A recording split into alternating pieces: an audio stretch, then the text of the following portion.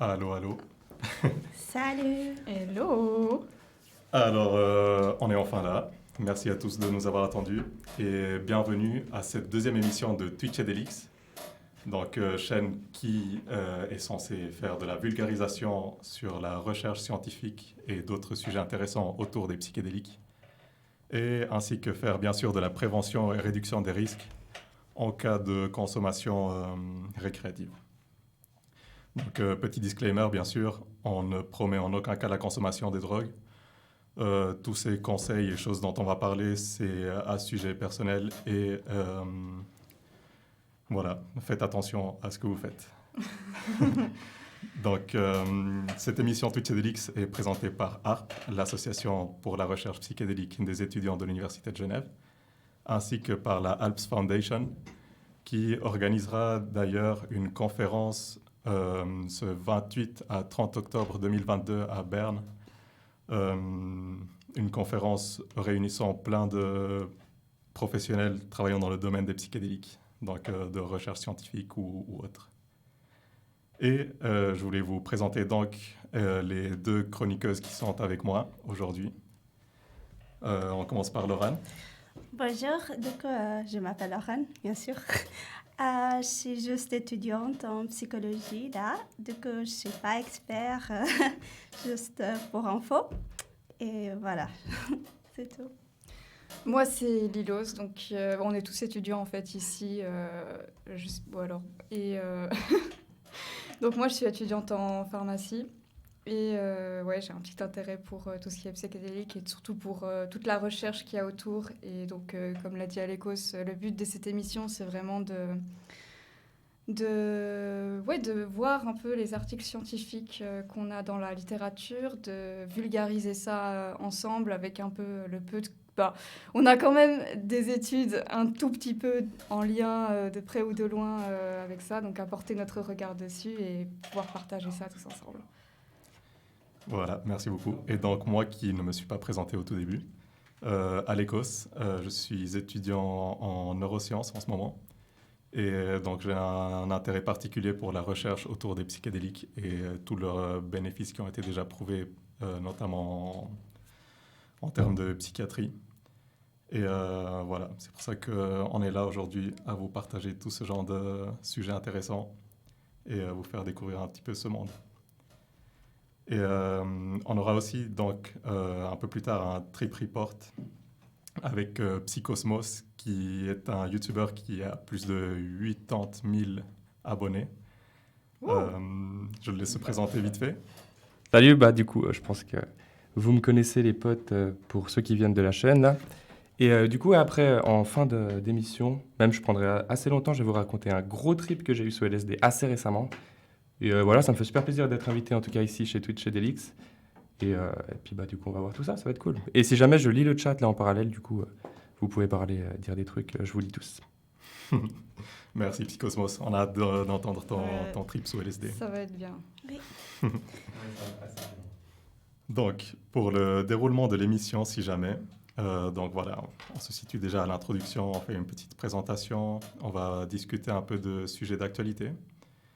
Ensuite, il y aura une présentation d'un article scientifique qui sera fait par Laurent sur la dissolution de l'ego.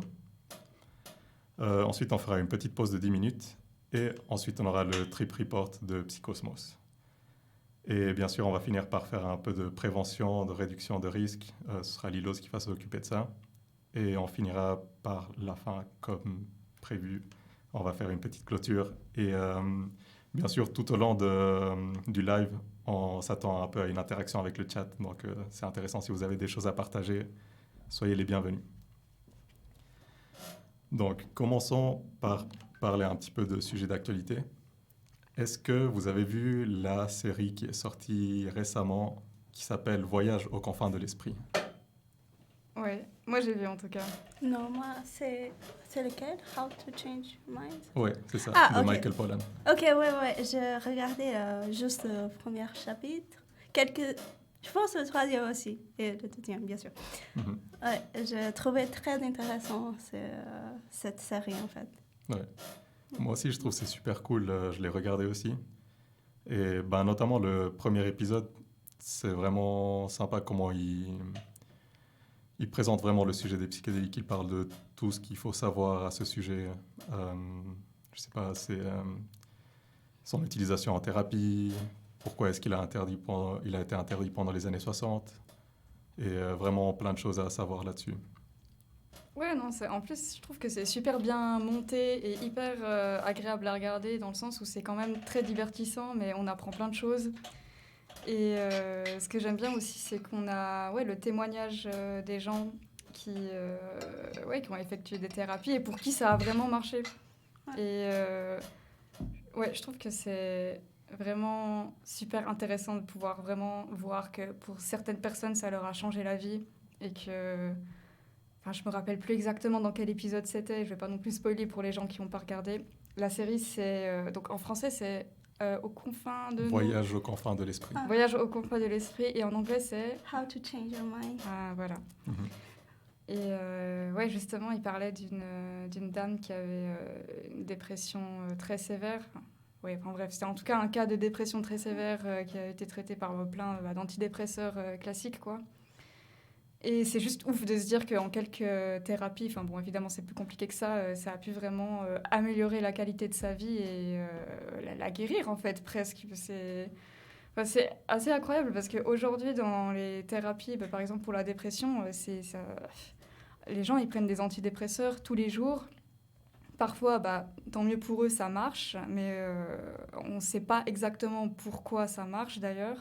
Il y a des théories avec la sérotonine, etc., mais c'est pas le traitement miracle, voilà. Donc ça fait plaisir de savoir qu'il y a peut-être une autre possibilité pour ces gens-là. Puis franchement, la série est hyper bien faite. Si vous n'avez pas vu, je vous conseille de regarder. Vous n'allez pas être déçus. Ouais, c'est super intéressant justement de voir à quel point on peut en tirer tellement de bénéfices maintenant, et que ce soit un sujet qui est encore même de nos jours un peu diabolisé. C'est bête parce que quand tu vois tous ces gens qui sont vraiment soignés et qui ont des bonnes expériences et tout, ça donne presque envie d'en prendre aussi. Ouais, voilà. Mais je trouve que dans cette série, ils montrent vraiment l'importance du setting, de la thérapie et tout ça. Ils ont vraiment, je pense qu'ils ont mis un accent que c'est vraiment important d'avoir tous ces settings, ces thérapeutes pour vraiment guider les gens à avoir un bon trip. Voilà, je pense que c'est cool. Qu'est-ce que j'ai trouvé vraiment cool dans cette série. Et voilà, j'avais un autre petit sujet que j'avais vu il n'y a pas longtemps. C'était un petit article de la RTS qui parlait de facilitation du cannabis légal en Suisse. Je ne sais pas si vous êtes un peu au courant de ce qui se passe, mais de ce que j'ai compris, je ne suis pas un expert dans le domaine non plus, quoique, non. Mais ouais, apparemment la vente de cannabis était déjà en sorte légalisée. Enfin, les médecins pouvaient prescrire du cannabis aux patients, mais c'était assez difficile de le faire en fait. Et apparemment, ils ont facilité ce fonctionnement de prescription de cannabis légal. Donc, je sais pas, moi je trouve ça assez intéressant parce que c'est aussi, comme les psychédéliques, un thème qui est pas mal vu de nos jours, et ça prend de plus en plus d'ampleur parce qu'il y a des bénéfices thérapeutiques quand c'est utilisé correctement. Ouais, non, c'est clair. Là, je viens de voir même tout à l'heure qu'il y a un projet pilote, je crois que c'est à Bâle, dans une pharmacie en fait, justement, où ils testent la vente légale, enfin juste que ce soit régulé un peu pour voir comment ça se passe et comment... Qu'est-ce que ça change si on met un cadre légal autour de ça? Parce que bon, de toute façon, que c'est légal ou pas, les gens consomment. Donc autant mettre des barrières correctes et surveiller un petit peu tout ça. Donc à voir ce que ça donne, quoi. En tout cas, on risque de voir de l'amélioration d'ici les prochaines années dans ce sens-là, je pense. Ouais, ce sera vraiment que du peace and love maintenant en Suisse. Oh, waouh. D'ailleurs, j'ai vu quelqu'un dans les commentaires qui disait qu'il allait fumer un petit bédo en nous écoutant. Donc, ouais, portez-vous bien, hydratez-vous. Ouais, buvez de l'eau, c'est important. Et j'espère que vous profitez bien de l'émission en tout cas. Est-ce qu'on passe à la présentation d'articles? Ok. Tu es prête, Laurent?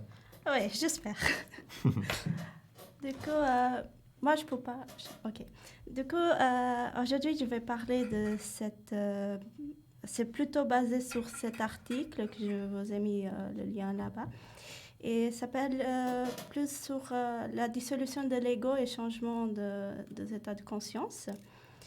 Du coup, en fait, je vais parler que la substance psychédélique peut provoquer vraiment cette dissolution de l'ego. Et l'une des expériences subjectives que ça peut provoquer, c'est la mort de l'ego ou dissolution de l'ego, lequel Alekos va parler de ces deux définitions. Et ça va changer, ça va vraiment causer une réduction de conscience. Et cette réduction de conscience, ça peut être aperçu comme positive ou négative. Et du coup, quelques participants, ils ont décrit cette expérience comme étant mystique et transformatrice, un truc vraiment positif. Ou cela, ça peut être aperçu aussi comme étant affreuse. Du coup, voilà. Ouais, parce que si je comprends bien, donc cette dissolution de l'ego, c'est vraiment une perte complète de ton identité personnelle en soi. Ouais. Donc je comprends pourquoi ça peut faire peur. Ouais, c'est ça. Voilà. Et du coup, la prochaine slide, je vais plutôt parler de ces 12 extrêmes de la dissolution de l'ego.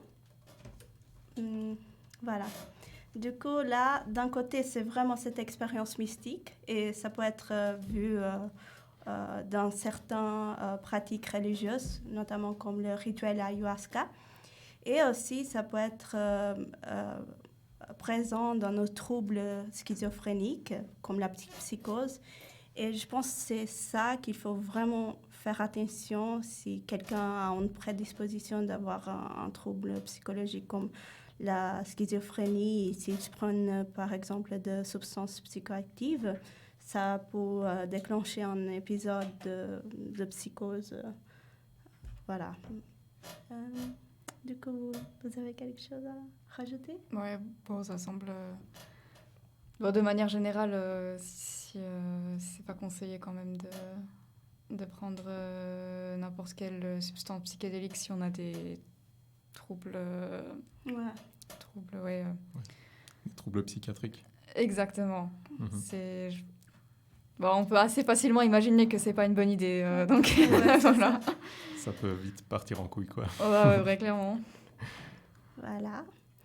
Mais du coup, dans cette prochaine slide, mais c'est quoi l'ego? En fait, c'est vraiment un terme que c'est un peu compliqué à expliquer, mais selon Franck, il avait cette vision plus contemporaine de la psychologie de l'ego. L'ego, c'est la représentation de soi et des objets qui ont un rôle important dans nos comportements et l'organisation de notre personnalité. Je pense que c'est vraiment qu'est-ce que nous définit notre propre personnalité, qui nous sommes. Et cet ego peut être impliqué dans un mécanisme de défense. Par exemple, si quelqu'un va nous attaquer verbalement ou nous accuser de quelque chose, je pense qu'un truc qu'on va dire, non, c'est pas moi, ou c'est pas moi qui a fait ça, quelque chose comme ça. Je pense que c'est un mécanisme de défense, du coup, une fonction d'adaptation. Et c'est ça la définition de l'ego, selon moi et selon cet auteur-là. Et selon Franck. Le poteau Franck. C'est marrant parce que souvent, on nous fait comprendre un peu que être égoïste, c'est quelque chose de mauvais. Mais en soi, on est tous des êtres égoïstes. Enfin, on a tous une identité, on prend tous soin de nous en premier. Et c'est clair qu'il ne faut pas trop exagérer, il ne faut pas rester coincé que dans sa personne. Mais j'ai envie de dire, c'est normal d'être un peu égoïste des fois aussi. Ouais, c'est ça. Je sais pas ce que vous en pensez. Bah ouais, c'est clair que c'est normal. Enfin, bon, après, t'as être égoïste dans le sens mauvais du terme, où tu penses que à toi et tu penses pas aux autres et t'es vraiment un connard. Enfin bref, voilà. Et t'as aussi juste le fait... Pardon. Il y a la chose qui va pas. Limite, peut-être essayer de prendre l'autre. On prend ça ou bien... Je suis pas vraiment fatiguée, tu sais. On mettra du BD40 pour la prochaine fois. Laure, tu peux enlever le Bon, Du coup, ouais, mais c'est clair que l'ego, dans ce sens-là, en fait, c'est juste prendre conscience de sa propre personne et peut-être de savoir que, je sais pas, toi-même tu existes et que je sais pas, j'ai un peu perdu mes mots là, ouais, mais c'est un peu, au final, c'est assez compliqué à expliquer, franchement. ouais. C'est clair, il faut pas trop rester coincé en soi-même. Il faut être un peu ouvert aux autres. Mais il faut toujours penser à prendre soin de soi-même en premier. Ouais, ça c'est vrai. C'est ça. Tu peux pas prendre soin des autres si tu prends pas soin de. Y a pas un truc comme ça, Ouais, une phrase. ouais. Phrase spirituelle avec Ouais, l'igos. ouais, voilà, c'est ça. Bon, suite. Du coup, la dissolution de l'ego. Dans la psychologie jungienne, la mort de l'ego est aussi connue comme la mort psychique. Selon Jung, c'est un processus de transition. Ce phénomène va provoquer des changements fondamentaux pour l'individu. En autre mot, c'est comme si il y avait une mort de l'ego. Et après ça, il y a une conscience qui est restaurée. C'est comme si l'individu est né à nouveau. Mais il faut passer par cette mort-là pour renaître. Je pense que c'est ça le mot en français. Et du coup, cette transformation psychique est vraiment importante pour se reconstruire. Et ça peut être vu comme un processus de fonction transcendante. Voilà. Vous voulez rajouter quelque chose sur ça, cette définition, si vous êtes d'accord ou pas? Ouais, on avait, je sais plus si on avait déjà, pardon. Ou pas? Ah, il y a un petit message Alors, il y a important une du question chat. du public qui demande si l'ego, c'est la conscience que l'on existe.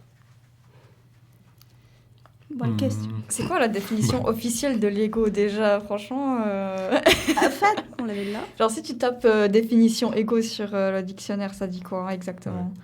Bah, je crois que normalement, c'est pas vraiment avoir la conscience que l'on existe, mais plutôt peut-être la conscience de notre personne. Enfin, Et plutôt oui. l'image qu'on a de soi-même. ouais, je pense. Notre Ouais. identité. Ouais, c'est un peu notre identité, c'est ça. Alors, si je lis la définition de l'internaute.fr, ego désigne le moi, c'est-à-dire la représentation et la conscience de tout individu à lui-même. Donc c'est à peu près ce qu'on a dit au final. Ouais. Ouais. Après, il y a des théories comme Freud disait, il y a id, ego et super-ego. Mais ça, c'est trop, je pense, à dire ici. Mais bon, Et on va rester sur les bases. hein. Le dictionnaire, il est bien. Et je voulais dire par rapport à ces définitions, bon, c'est toujours un peu des termes psychologiques, un peu. Enfin, c'est toujours un peu des théories, au final, tout ce genre de choses. Et moi, je ferais quand même un peu une différence entre dissolution de l'ego et mort de l'ego. Enfin, voilà. surtout en termes de psychédélique, ou peut-être on peut y arriver par la méditation, je sais pas.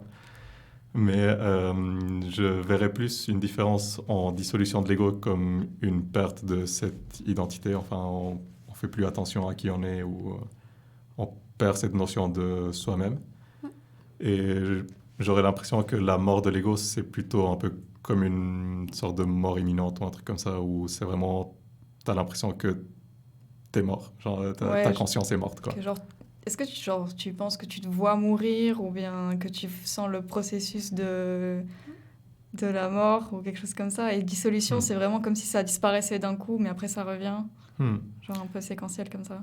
Ouais, je pense que ce serait plus ou moins comme ça. Après, les expériences varient de personne en personne. Parce que mort, c'est dramatique. C'est genre, tu fais le processus, tu vois. Genre, c'est... Après, tu renais peut-être aussi à côté, donc voilà. Mais ouais, c'est vrai que c'est intéressant. Peut-être que c'est pas si dramatique que ça. C'est Je te raconterai après avec si le trip que je vais raconter par la suite. Voilà. C'est justement toi, les causes, à raconter cette expérience de ton pote. Ok.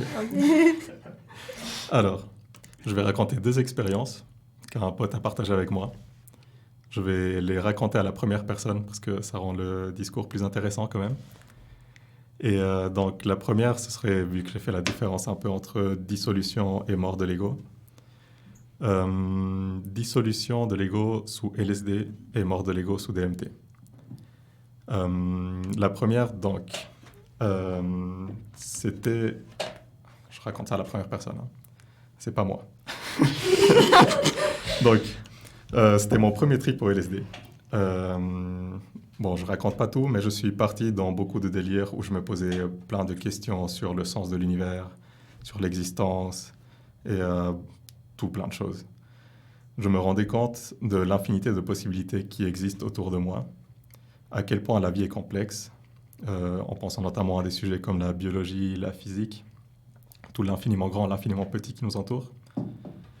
Je pensais à tout ce qui est présent dans l'univers et comment tout ce qui existe fait partie d'une même chose en fait. Un peu comme si tout était connecté.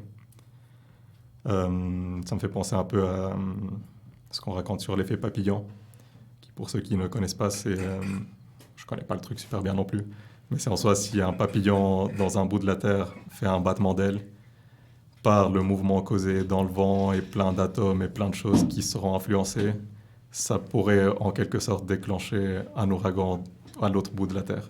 Ouais, c'est genre une petite action qui au final, de fil en aiguille, provoque une grosse action. Je pense qu'il y a plein d'événements où on peut se dire « Ah, mais si j'étais pas allée à cette soirée-là, j'aurais pas rencontré cette personne et j'en sais rien. » Et d'un coup... Ouais. Enfin bref, il y a forcément des petits trucs comme ça. Ouais, c'est ça. Donc pendant ces trips, je voyais un peu toute cette connexion universelle. Et en fait, pendant tout ce temps, j'avais perdu un peu conscience de moi-même. Je pensais plus du tout à moi-même. Et pendant la redescente du trip, je revenais petit à petit à moi-même. Comme j'ai dit, pendant le trip, je ne pensais plus du tout à ma personne, à mon ego. Je me rendais compte que j'avais un corps physique. Je regardais mes mains et je me rendais compte à quel point j'étais en quelque sorte un macaque. Comme il y a beaucoup de gens qui prennent des psychédéliques qui s'en rendent compte. On n'est rien d'autre que des primates avec une conscience humaine. Et voilà, je me rendais compte que j'avais un corps physique, que j'avais un cerveau qui me permettait d'avoir tout ce genre de réflexion. Et je me rappelais petit à petit de mon nom, de l'endroit où j'habitais, de ce que je faisais dans la vie. Par exemple, aller étudier à l'université ou des choses comme ça. Ou vivre à Genève, je sais pas. Ah, c'est ouf, hein. Bref, je me rappelais de qui j'étais. Ces pensées sur qui je suis et qu'est-ce que je fais dans la vie ont tourné dans ma tête pendant quelques jours. Et ça m'a rappelé à quel point on est tous pareils à la base. On est tous des homo sapiens, quoi. Et on n'est pas si différents des singes.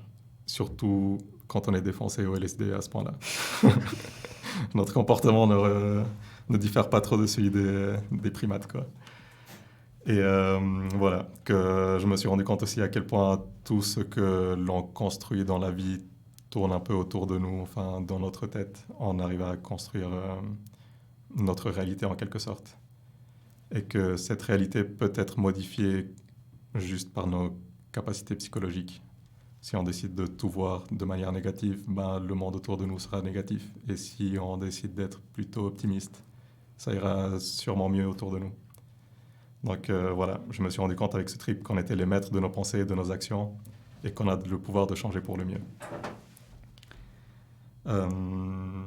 Et une petite conclusion que j'ai tirée de ce trip, c'était que ça m'a motivé du coup pour prendre un peu le contrôle de ma vie et essayer de m'améliorer. Ah, bah, c'est pas mal ça, franchement. Ouais, c'est comme ça. Je vois un peu pense qu'il y a des une messages question. du chat. Ouais. Alors, une petite question qui est peut-être en lien avec ton trip report. Quelqu'un qui nous demande si l'ego meurt forcément sous LSD ou bien est-ce que ça peut ne pas arriver. Ouais.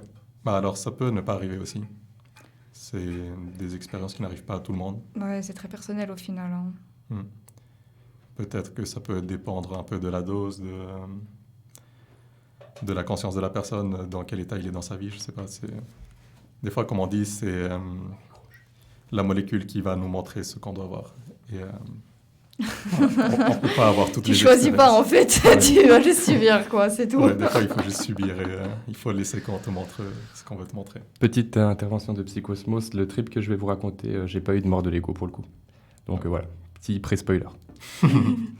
Allez, j'ai une autre question aussi, tant que le chat est en mouvement. Est-ce qu'une overdose, de psychotropes existe? Genre overdose mortelle. Je pense que c'est ce qui sous-entend. Est-ce qu'on peut mourir d'une trop grosse dose de psychotropes? Bah, ça dépend quoi en fait. Ouais. Sûr. Bah, ça dépend un peu des substances. Il y a plein de substances dont on n'a pas trouvé de dose létale encore. J'avais vu un truc une fois qui disait que, par exemple, pour mourir d'une overdose de cannabis, il fallait fumer genre 60 kilos. Donc, bonne chance pour fumer les 60 kilos d'un coup. Je pense que tu as un cancer avant. Ouais, je pense qu'il y a autre chose qui te tue général, d'abord. tu meurs en fait, d'autres choses c'est avant ça, oui. Et c'est pareil Et, pour la psilocybine, il faudrait ingurgiter la moitié de son poids pour que la dose soit létale. Je sais pas si tu allais le dire, peut-être que je t'ai coupé. Non. Là, je suis chaud, mon micro est allumé, je sais pas pourquoi. Ouais. Après- Ouais, tu peux toujours participer. Non, je me réserve pas. C'est ta communauté là. RPZ. Mais ouais, bah, pour la psilocybine non plus, LSD non plus, il faudrait prendre des doses énormes. J'avais même entendu l'histoire d'une dame qui avait pris, je crois, 500 fois une dose normale. Et au final, en général, de ce que j'ai vu sur plein de trip reports, des trucs comme ça, c'est que les gens, ils font juste un coma qui dure des heures, Ouais, des c'est jours, ça. des mois. Ouais, tu t'amuses pas trop. En général, c'est clairement pas une bonne expérience. Mais c'est difficile de mourir d'overdose, quoi. Après, il y a quelqu'un qui a dit quelque chose sur le chat qui était très intéressant. C'est Kinol. Il y a des morts, mais est-ce lié aux substances? Je pense pas. Genre, moi, ça m'a fait penser à. Peut-être que c'est pas la substance, genre pharmacologiquement, qui va te tuer, genre dans ce sens-là, mais peut-être que genre tu seras tellement mal ou tu seras tellement genre fou que tu vas faire des choses qui vont te tuer. Donc au final, tu aurais besoin de moins de doses pour ça. Donc c'est vrai que C'est clair. il faut penser à ça. Il y a des gens qui font des bêtises. Il y a des gens qui sautent par la fenêtre. Hein. Ouais. Enfin, Ouais, ça peut arriver. ça peut arriver, quoi. Il y a des gens qui boivent de l'alcool et qui conduisent bourrés. Bah oui, Qui bah, tuent toute leur comme tout. famille aussi. Voilà, en fait, c'est aussi les actions que tu vas entreprendre qui peuvent te tuer. En soi, la substance, bah, elle va faire un effet sur ton corps, mais Mhm. c'est aussi comment toi tu vas agir, quoi. Mais dans aucun cas, ce sera la substance qui va t'obliger à sauter par la fenêtre ou un truc comme ça, quoi. Bah, oui. Bah, je pense que si tu tues quelqu'un et que t'es défoncé, il y a un procès, c'est pas genre la drogue qui va aller en prison à ta place. Ouais. Hein, donc, c'est... voilà, quoi, logique. Je vois un message qui dit « On peut dire que la substance est juste un amplificateur, du coup ?» C'est presque trop simplifié, je trouve. Je sais pas. Ça dépend quoi, en fait.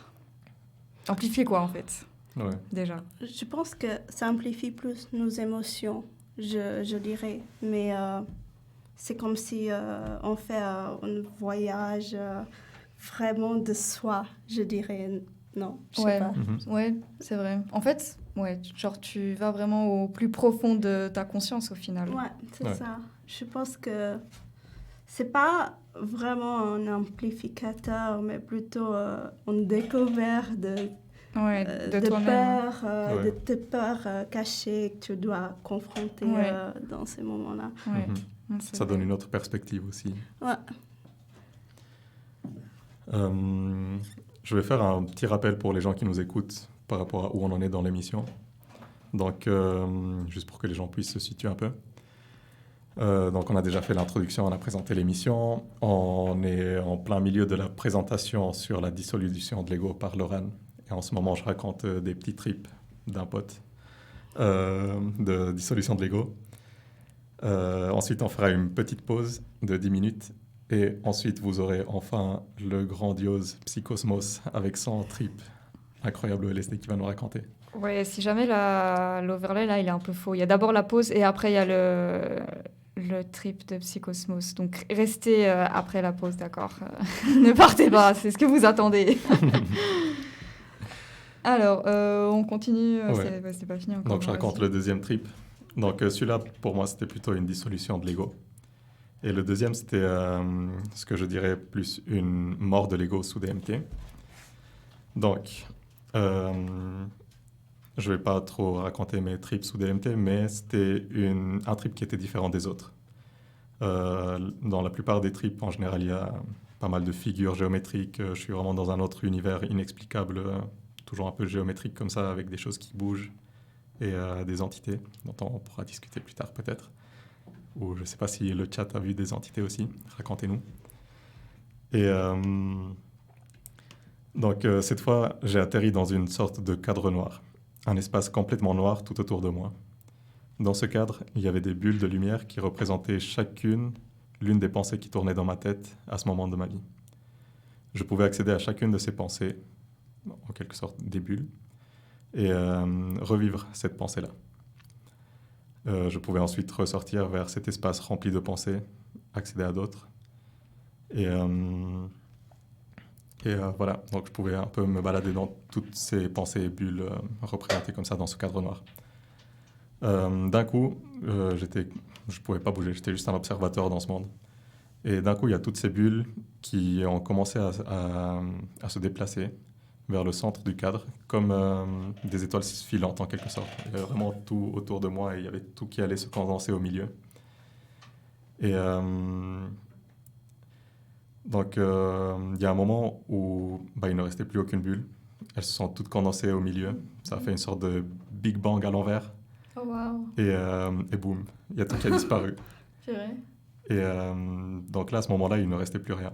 J'étais vraiment dans un espace complètement vide. C'était vraiment tout noir, genre absence de lumière quelconque, aucune couleur, rien du tout. Et du coup, il ne restait plus aucune pensée, vu que c'était toutes mes pensées qui représentaient un peu cet espace.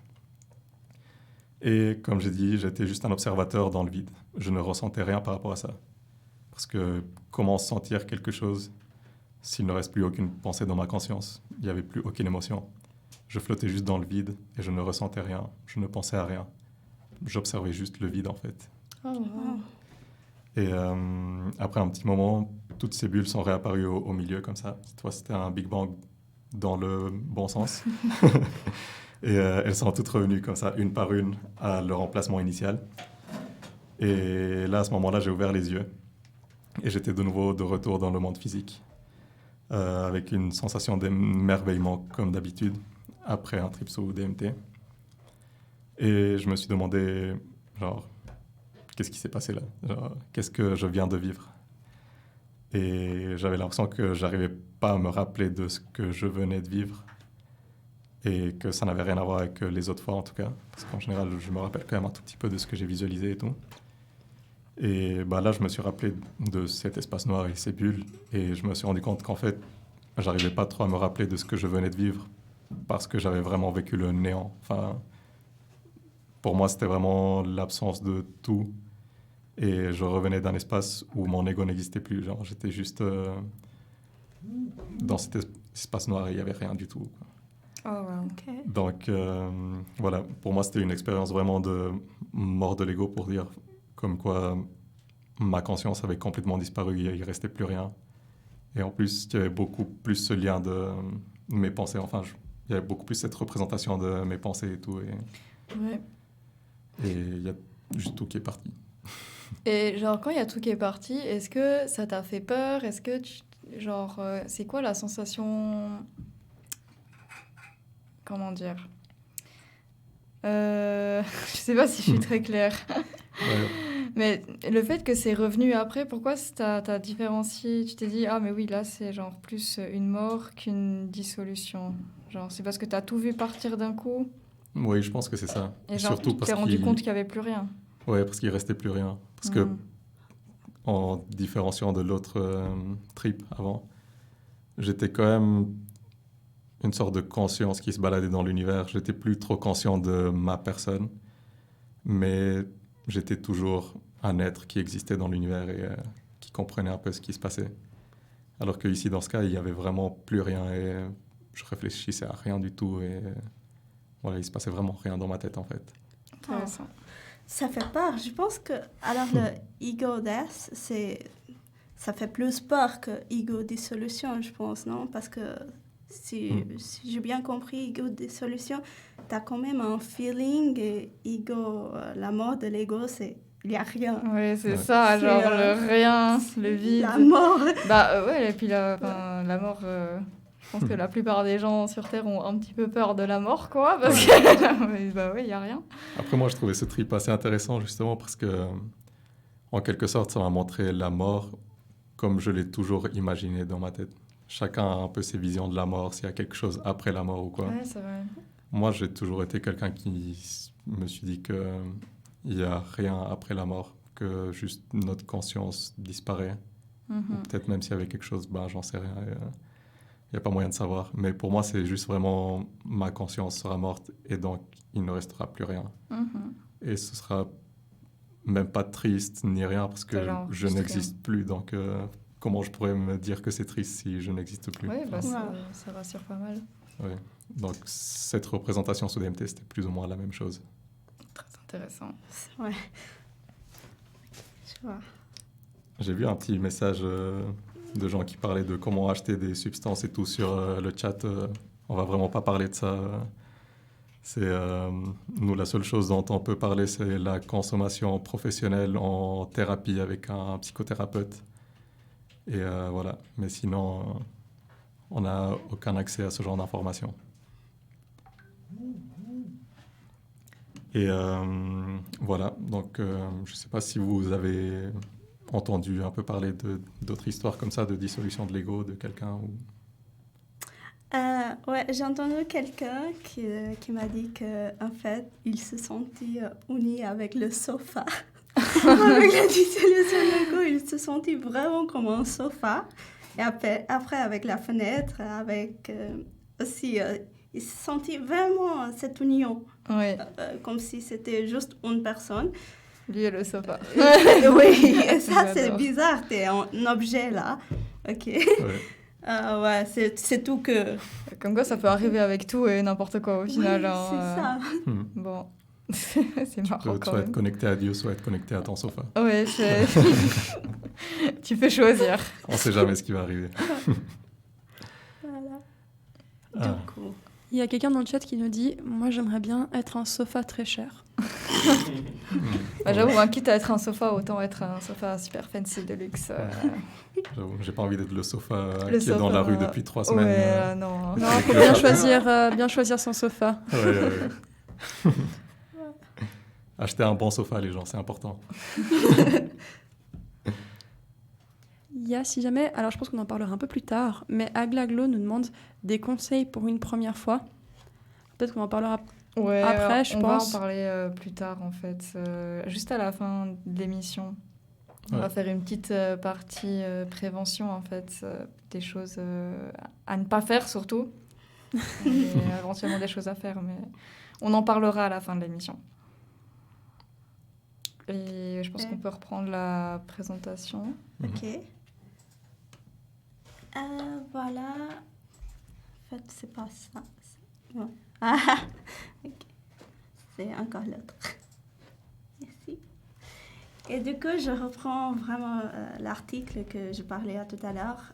Les résultats de cette recherche ont montré que le psychédélique peut alors provoquer cette dissolution de l'ego, alors que deux autres drogues comme alcool et cocaïne vont provoquer plutôt un gonflement de l'ego.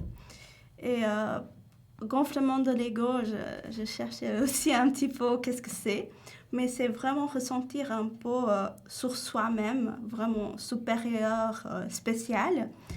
Et ouais, c'est ça que cette substance comme l'alcool et la cocaïne va causer. Et vraiment être sûr de soi avec cette substance. Et ils ont trouvé aussi que la dose de la substance va causer un impact dans la intensité de l'expérience ressentie. C'est-à-dire que plus la dose est grande, plus intense sera l'expérience ressentie dans le cas de psychédélique. C'est intéressant, j'ai trouvé un article l'autre jour qui... En fait, ils ont fait une étude sur des volontaires humains avec de la psilocybine et ils ont étudié l'influence de la psilocybine, donc la molécule principale psychoactive des champignons, et son influence sur le glutamate, donc l'un des principaux neurotransmetteurs excitateurs. Et en fait, ils ont réussi à trouver une association entre les niveaux d'excitation dans le cerveau qui diminuent seraient corrélés avec une expérience de dissolution de l'ego et vice-versa. Ah, attends, genre, t'as plus d'agitation nerveuse quand t'as une dissolution de l'ego? Non, c'est à l'envers. C'est l'inverse. Il y a justement Ouais, c'est plus une logique. diminution de ton activité. Ok. Bah, en Donc, fait, il se passe juste rien, en fait. ouais. Genre, Ton cerveau, il s'éteint un peu, en fait. c'est tout. Et je me dis que ça explique justement pourquoi la cocaïne et les autres substances comme ça... Ouais, bah après, l'alcool, En c'est général, aussi ça- un inhibiteur ça du réveille cerveau. plus. Donc, Ouais. bon, après, ouais, la cocaïne, c'est plus un excitateur, mais... ouais. ouais. Après, ils agissent pas tous au niveau des mêmes transmetteurs, donc Oui. c'est toujours difficile à... Ouais, bon, de toute façon, moi, le cerveau, je Utiliser. connais pas très bien, c'est un bordel. Hein. Ouais. Personne ne sait rien, en fait. Personne ne sait rien, c'est ça la On conclusion. fait hein. tous semblant. Mais voilà, je trouvais ça intéressant en tout cas. Et par rapport à cette différence entre l'influence que peuvent avoir la cocaïne, l'alcool ou les psychédéliques, je me suis toujours dit c'est vraiment deux sortes de substances complètement différentes. Et il y a des gens qui ont peut-être un comportement plus susceptible de prendre l'un ou l'autre. Et je sais pas, il y a vraiment beaucoup de gens qui sont plus aptes, enfin, dans tous les cas, c'est mauvais, mais à prendre des substances qui t'excitent comme la cocaïne ou de la MDMA, des trucs comme ça. Et que s'ils prennent des psychédéliques, ils vont vraiment perdre leur tête parce qu'ils ne sont pas prêts pour ça. Et Bah, ça Ça, fonctionne. c'est Ouais, c'est pas du tout pareil, quoi, au final, l'effet Ouais. que ça te donne. Donc, puis c'est comme on le dit là, les substances comme l'alcool et la cocaïne, ils vont augmenter ton ego et c'est ce que Ouais. certaines personnes recherchent, je pense. Ouais. Et ils ne sont pas prêts à vivre une expérience mort. Ouais. psychédélique. Ton ego. Ouais, c'est ça. Et je trouve assez intéressant aussi parce que je ne sais pas si vous vous rappelez le premier épisode de la série qu'on a parlé, que la thérapie assistée avec le psychédélique, ça va aider les gens qui ont vraiment... ils consomment beaucoup d'alcool. ouais, Alcool. les addictions, ouais, en Ouais, général, ouais, l'addiction. c'est ça. Et je pense que c'est justement à cause de ça, parce que là, ça fait totalement l'envers de l'autre. L'effet, c'est vraiment Ouais. différent, c'est vraiment contraire. Et je pense que l'alcool et la cocaïne, ce sont des substances que ça coupe l'ego, je dirais, ça coupe tes problèmes. Je pense que c'est un truc, tu vas éviter tes problèmes, et avec le psychédélique, c'est plutôt un truc que tu dois faire face Ouais, à tes problèmes c'est et vrai. tu n'as pas vraiment le choix, C'est vrai. juste de faire face. Je pense que ça, Mhm. c'est cool. Ouais, c'est ça. Mhm. J'ai vu une petite question avant dans le chat qui disait est-ce que la consommation des substances ne dérègle pas je ne sais plus comment il disait, mais le fonctionnement de base du cerveau, quoi. Bah, notamment par rapport aux neurotransmetteurs, tout ce genre de choses. Justement, il y a une dérégulation principalement de la sérotonine avec les psychédéliques. Et avec n'importe quelle substance, il y a toujours un dérèglement de ce fonctionnement de base. Après, celui-ci doit revenir normalement à son fonctionnement de base, comme on dit. Mais il faut surtout pas en consommer trop souvent, du coup. Ouais, et c'est il ça. faut prendre des pauses. Bon, c'est assez logique, hein. C'est comme tout. Ouais. Hein. Si tu bois tous les jours, tu vas te détruire la santé et le cerveau. Si tu te drogues tous les jours, aucun monde ça peut bien se passer pour toi, en fait. Ouais. Faut juste être réaliste. Au bout d'un moment, c'est pas magique non plus. Donc voilà, de manière générale, il faut tout faire avec modération, mais c'est pour tout et n'importe quoi. Hein. Mhm. C'est pareil pour les pommes. Si vous mangez que des pommes toute votre vie, ça va pas non plus bien se passer pour vous. Enfin, genre, c'est juste logique. Hein. Je sais pas, je pense que c'est mieux que Ouais, peut-être. consommer des drogues. Je pense que les pommes, c'est un petit peu mieux. Après, ouais, bon. Mais c'est moins marrant. Ouais, ouais. Non. Bon, Bref. passons à la suite. Ok. Du coup, là, je vais parler de processus de conscience. Exactement, qu'est-ce que ça fait dans le cerveau, le mécanisme sous-tendu de la dissolution de l'ego. Du coup, tout d'abord, je vais parler d'un terme que c'est employé dans la physique, ça s'appelle entropie. Entropie, ça signifie le désordre. Et du coup, c'est désordre, pas vraiment de synchronisation. Et on a ces deux processus de conscience. Le premier processus a vraiment cette entropie, cette truc de désordre. Et le deuxième processus de conscience, ça supprime cette entropie du premier processus de conscience. Du coup, c'est plutôt lié à cette pensée rationnelle. Et du coup, dans la prochaine slide, on voit ce schéma. là. Voilà. Du coup, dans cette partie Normal Waking Consciousness, c'est vraiment qu'est-ce qu'on fait tous les jours avec plutôt ces 2 processus de conscience. Et avec le psychodélique, ça va causer vraiment cette entropie dans le cerveau. Ça va causer plus la suppression du 12e processus de conscience. C'est plutôt le premier processus de conscience. C'est plutôt anthropique et c'est plus lié à des émotions, des changements d'émotions et tout ça.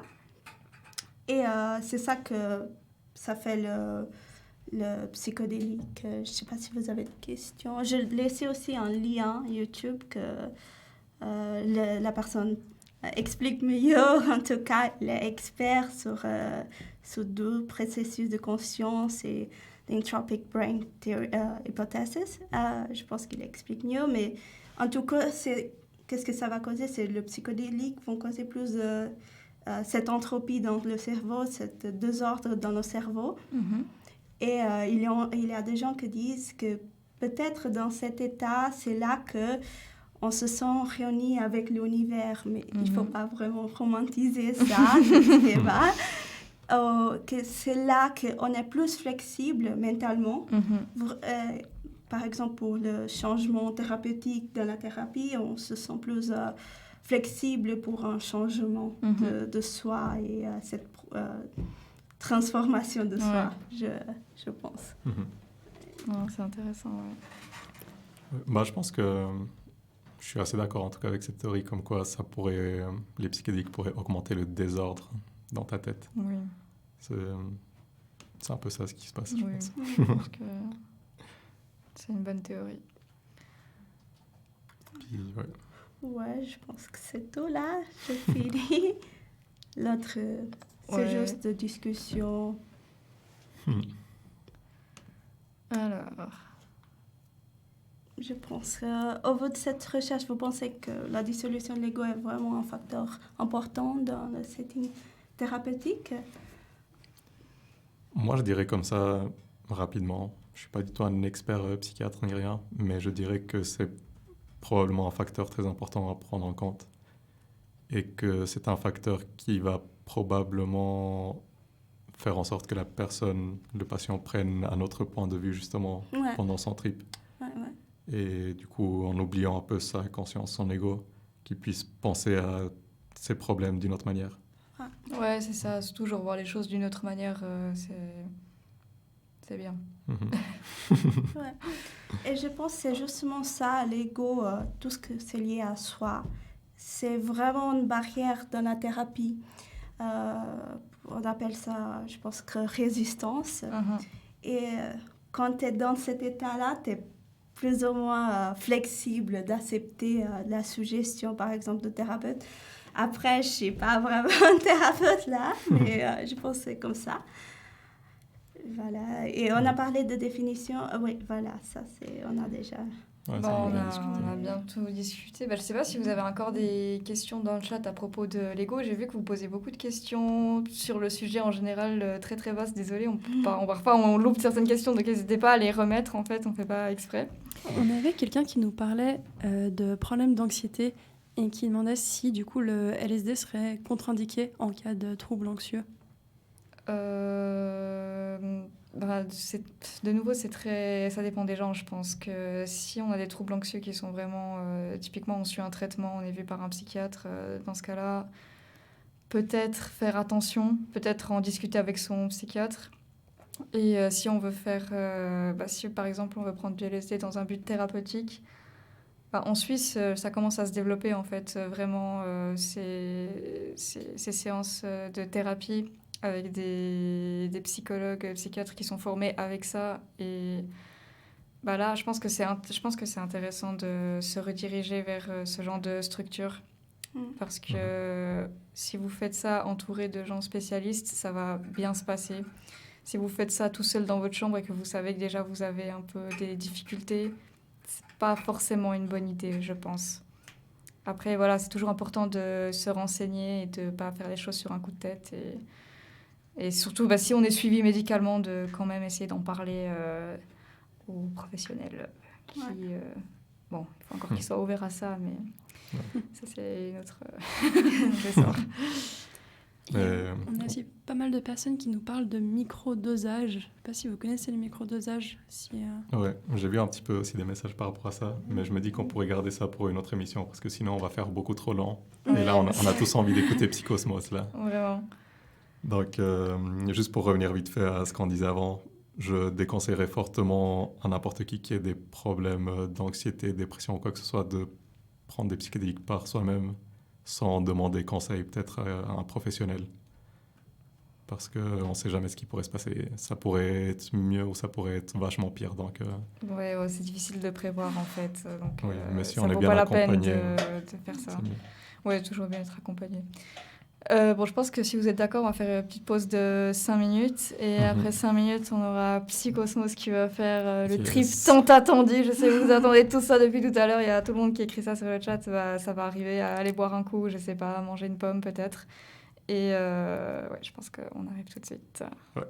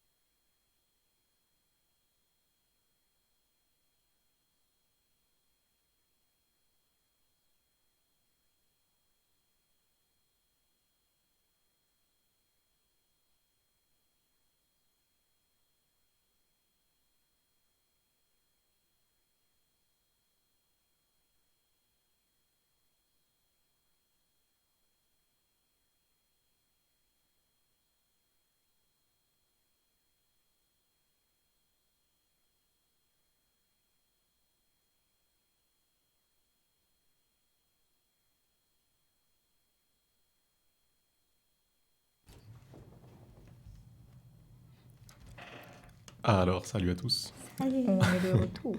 On est de retour après la pause. Il nous fallait boire un peu d'eau quand même. Sinon, on allait mourir. J'ai vu plein de gens sur le chat qui demandaient si le live sera rediffusé ou pas. Alors oui, il reste en tout cas quelques semaines, je crois, sur Twitch, donc vous pourrez le regarder là en entier. Et voilà, j'espère avoir répondu à cette question. C'était assez clair, je pense. Voilà, donc je pense qu'on peut passer directement au trip report le plus attendu de l'année, je pense, de l'histoire. Psychosmos est entre nous. Psychosmos, à toi la parole. Vous me donnez la pression là maintenant. J'espère que le trip va vous plaire. Avant toute chose, j'aimerais bien que vous mettiez tous des cœurs dans le chat pour les 3 chroniqueurs. Vraiment incroyable jusqu'à présent. C'est un peu leur première émission en plus et du coup vraiment trop cool. Moi je suis grave fan. Je les écoute avec des yeux d'enfant là. Du coup plein de cœurs please s'il vous plaît. Merci Ça fait Psychosmos. plaisir. Et ouais, on va gentiment pouvoir commencer le trip. Je vous préviens, posez-vous tranquille bien dans un canapé ou autre parce que le trip est long. Il est genre assez long, plus long que mes vidéos d'habitude. Donc j'espère que je vais pas trop vous saouler et que ça vous fait plaisir. Et puis on va gentiment pouvoir commencer ce trip tous ensemble. Et donc déjà pour vous poser le contexte, c'était en festival. On était 4. C'était assez récent vu que c'était cet été. Je sais pas si je devrais le dire ça, mais voilà, vous avez l'info. Et en fait, mes 3 amis étaient plutôt chauds à tester le LSD. Et moi, au début, j'étais pas sûr à 100% de vouloir vraiment triper au LSD en festival. Parce que un festival, c'est que ça peut rapidement devenir un endroit anxiogène si le trip ne se passe pas bien. Et t'es bloqué en fait dans ce festival. Et t'es bloqué notamment sur le LSD pour une dizaine d'heures. Du coup, ça me ralentissait un peu. Surtout que mes amis, ils n'avaient jamais vraiment pris de LSD. Mais ils étaient au courant de toutes les infos qu'il fallait savoir sur la substance. Je les ai bien briefés, ou ils étaient déjà briefés très bien aussi. Et ils se sentaient prêts à faire un trip, ils voulaient vraiment tester. Du coup, vu qu'on avait vraiment un bon groupe, les 4, on était assez soudés, ça se passait très bien entre nous, il n'y avait pas de tension. Je me suis laissé tenter et je me suis dit qu'avec une dose raisonnable, ça allait être une expérience intéressante. Je vous spoil un peu, la dose était un peu plus forte que ce que je pensais, même bien plus forte que ce que je pensais. Mais l'expérience a été incroyable. Et du coup, on va pouvoir plus rentrer dans le vif du sujet. Donc tout a commencé au campement du festival, au moment où un pote me réveille de ma sieste. J'étais en train de siester dans ma tente. Et il me réveille avec un sourire malicieux déjà. Et c'est en émergeant difficilement que je vois que plusieurs personnes sont assises dans notre campement à me fixer moi. Et au début, je capte pas grand-chose. Je viens de me réveiller. Et je vois que du coup, il y a mes potes. Et il y a aussi 2 personnes que je connais pas qui sont assises sur nos chaises, dont une femme nue en fait. La femme était nue. Et je vous rappelle que ça fait approximativement 20 secondes que je me suis réveillé. Et du coup, je capte carrément rien à ce qui se passe. Je sais pas si je rêve encore ou pas, c'était très bizarre. Et au final, en fait, ces personnes étaient là pour nous vendre du LSD. Et mes potes, ils m'avaient réveillé pour valider la transaction. Va savoir pourquoi ils m'ont demandé à moi. C'est ça. Et ces personnes, elles nous versent donc, elles nous disent que c'est 150 microgrammes chacun sur des sucres, donc on avait un sucre chacun. Et du coup, à partir de là, on avait toutes les cartes en main pour entrer dans ce monde mystique qu'est le LSD. On a décidé d'attendre le soir pour triper. C'était un choix comme un autre. Je n'ai pas forcément de conseils par rapport à ça, mais du coup, c'était vers 23h qu'on décide d'ingurgiter nos petits sucres. Et pendant la montée des effets, on reste au campement à discuter de tout et de rien, mais aussi surtout à attendre 2 de mes potes qui mettaient 1000 ans à se maquiller de paillettes et de couleurs psychédéliques sur leur gueule. Et je sais qu'elles m'écoutent, donc je leur balance la petite pique gratos comme ça, voilà. Je dirai pas vos noms. Et avant que les effets commencent, on décide d'aller vers les scènes pour danser, du coup. Donc il y avait plusieurs scènes. Là, on va vers la scène principale, et il doit être aux alentours de minuit à peu près, peut-être un petit peu avant. Et une de mes amies qui était là avec nous, elle me fait remarquer que pour elle, les effets, ils commencent à apparaître. Elle nous disait que les décors de la scène, ils commençaient à bouger et un peu à respirer. Donc c'est un peu les premiers effets qu'on voit souvent sous LSD. Et elle me disait aussi qu'elle voyait des nouveaux motifs apparaître, comme si le décor changeait en fait, alors que c'était toujours le même. Et moi, de mon côté, j'avais pas vraiment d'effet encore à ce moment-là. Je voyais juste légèrement ces petits effets d'ondulation quand je regarde un peu au loin. Et du coup, au bout d'un moment, on décide de partir de la scène principale pour aller proche d'un feu qui était un petit peu à côté. Et autour de ce feu, en fait, il y avait plein d'artistes danseurs qui faisaient tourner les bâtons enflammés, les trucs, les bâtons enflammés, les trucs de gens du feu, si je peux les appeler comme ça, les catones. Et en se rapprochant, on capte pas vraiment ce qui se passe, et on se rend compte qu'il y a vraiment une foule de gens, mais absolument partout autour de nous. Alors que tous les autres jours du festival, il n'y avait pas ça en fait. Et là, on se rend compte qu'il y a du monde, mais partout. Et comme si tout s'était rempli en 5 minutes et que les gens, ils étaient tous autour de nous. On n'avait jamais vu autant de monde à ce moment-là, ou les autres moments, quoi. Et sur le coup, on capte pas trop. On se dit que c'est un bordel, on se sent un peu oppressé, mais ça nous fait marrer. On se dit, mais comment ces gens ils sont arrivés là? Ils sont pas réels, ils sont faux. Et du coup, voilà, ça nous faisait marrer. Et on s'assoit pour regarder le spectacle de feu. Mais en fait, en s'asseyant, on se rend compte qu'on voit plus rien, vu que les gens ils sont debout, en fait. Et c'est là que je me rends compte que ouais, les effets du LSD ils commencent à se faire sentir, en fait, parce que la logique n'est plus là à 100%. Mais du coup, on sent encore plus les effets du LSD parce qu'on se rend compte qu'on n'a plus trop la force de se relever. Donc on reste assis sans voir le spectacle.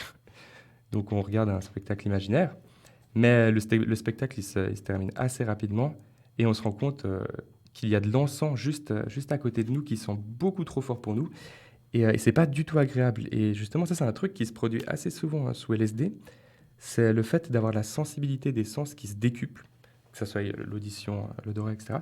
Et pour le coup, pendant ce trip, mon odorat, moi, il est devenu beaucoup plus sensible, mais vraiment beaucoup, beaucoup plus sensible. Et c'était pareil pour mes 3 autres potes. Et c'est marrant parce que tout le long du trip, on ressentait les odeurs hyper fortement. Et c'était vraiment désagréable parce que 90% du temps, dans ce festival, ça sentait soit la tchenga, soit la merde. Rien d'autre. Mais du coup, c'était marrant, mais au final, c'était vraiment... à tel point que ça faisait mal. Tu avais l'impression d'être un chien qui sent une odeur trop puissante.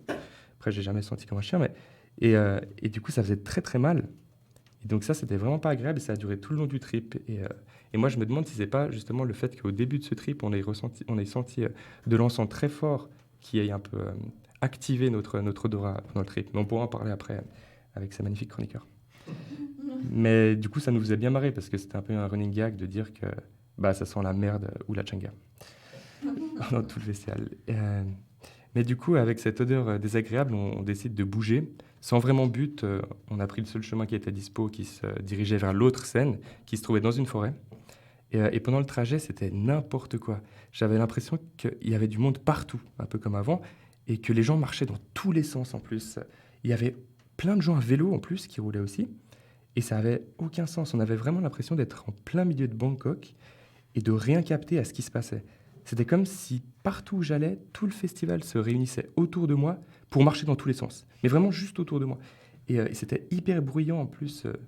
Il y a une pote qui ressentait vraiment encore plus les voix et elle entendait des voix comme si on parlait toujours dans sa nuque. C'était pas très agréable pour elle. Et vraiment, on avait l'impression d'être en plein centre-ville. C'était hyper particulier. Mais je sais que ça m'avait déjà fait des fois sous psychédélique dans d'autres situations. Et du coup, ouais, une de mes potes, elle ressentait vraiment... elle entendait vraiment des voix très très fortes dans son dos. Et du coup, on arrive quand même finalement à traverser tout ce bordel et aller à la forêt. Et toujours en sautant l'odeur de la tchenga et l'odeur de la merde. Hein. C'est ça, ça change pas. Et franchement, ouais, c'était vraiment désagréable, mais voilà, je vais pas vous saouler plus avec cette blague. Et là, par contre, une fois qu'on est arrivé à la forêt, l'ambiance, elle change complètement. Tout était beaucoup plus calme et apaisant, même la musique aussi. Mais il y avait les gens, même s'il y avait peut-être presque autant de monde, les gens paraissaient beaucoup plus calmes, beaucoup plus organisés. C'était très doux au final et très mystique aussi. C'était une ambiance très mystique. Et du coup, on se dirige vers cette scène. Et pour arriver à cette scène, il faut passer par un chemin de cailloux.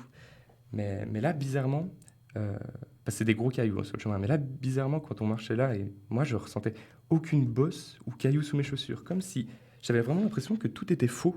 C'était un décor qui était en mousse et je marchais et j'étais pas impacté en fait par l'environnement. Tout était mou sous mes pieds, c'était hyper perturbant, mais c'était plutôt agréable.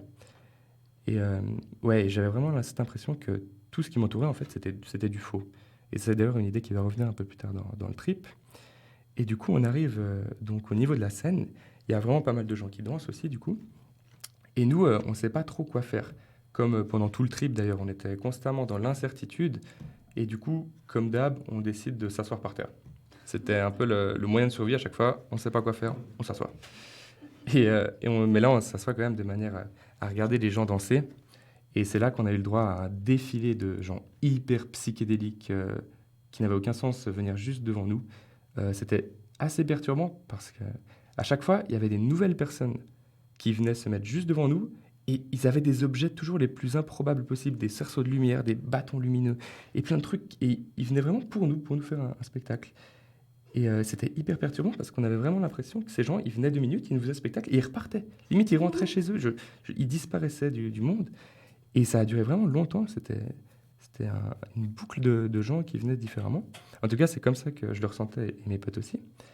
Et c'était vraiment incroyable. J'avais un peu l'impression de me sentir dans le Truman Show, que tous les gens autour de moi étaient en fait des acteurs, à part mes potes, et que tout avait été créé pour ce moment-là, juste pour nous, et pour nous faire kiffer.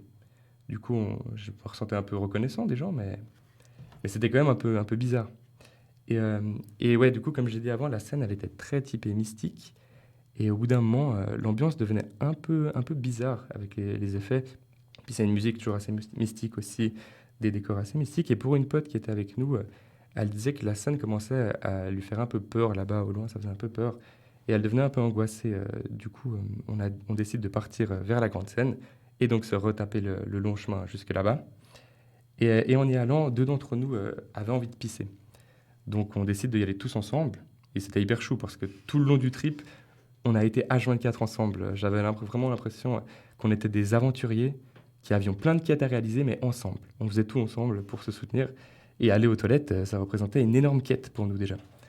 Et je pense que le fait qu'on reste toujours les 4 ensemble, ça a vraiment aidé à éviter un bad trip. Parce qu'on se soutenait vraiment dans chaque épreuve. On se disait les effets qu'on avait, même si c'était un petit peu des fois, ça pouvait être angoissant ou ça aurait pu être ressenti comme ça. Le fait de savoir que tu as 3 autres personnes avec toi qui te soutiennent, qui vivent un peu la même chose que toi, je pense que ça a vraiment aidé. Et même si du coup là les conditions n'étaient pas top, parce qu'en festival, moi je recommande pas plus que ça au niveau des conditions, c'est prendre des risques. Bah là du coup ça a été un peu un facteur de protection d'être tous ensemble. Mais Liloz nous racontera sa prévention plus tard. Et du coup on se dirige vers les toilettes. On attend nos 2 potes pendant qu'elles font pipi dans les cabines. Et en fait, elles nous ont raconté que c'était impossible pour elles de faire pipi là-dedans. Elles disaient que la cabine, elle bougeait dans tous les sens de l'intérieur. Elles devaient même se tenir les mains sur les bords de la cabine. Et c'est pas nous qui faisions trembler la cabine. Et elles entendaient des voix dedans en plus. Donc c'était pas optimal pour uriner. Les toilettes qui te parlent. Ouais, c'est exactement ça. Et du coup, elles n'ont pas forcément réussi. Par contre, moi, en parallèle, je décide d'aller pisser avec notre autre pote qui restait. Et je décide d'aller faire pipi contre un arbre. Et là, je me rends vraiment compte que je suis perché, en fait, parce que déjà, je vois des lumières multicolores partout, comme des lasers qui vont un peu dans toutes les directions. C'est un effet qu'on peut souvent voir. Et quand je regarde mon pénis pour uriner, je vois déjà que dessus, il y a plein de paillettes multicolores. Assez étrange, parce que je ne pensais pas l'avoir maquillé. Et en essayant de pisser, je me rends compte que je vois des lettres de toutes les couleurs sortir dans tous les sens de ma bite, du coup. Et ça partait vraiment dans tous les sens, et je voyais que ça faisait des mots, mais j'arrivais pas à les lire, ces mots. J'étais incapable de les lire, même en tournant la tête. Mais c'était vraiment marrant, moi, ça me fait éclater de rire sur le moment.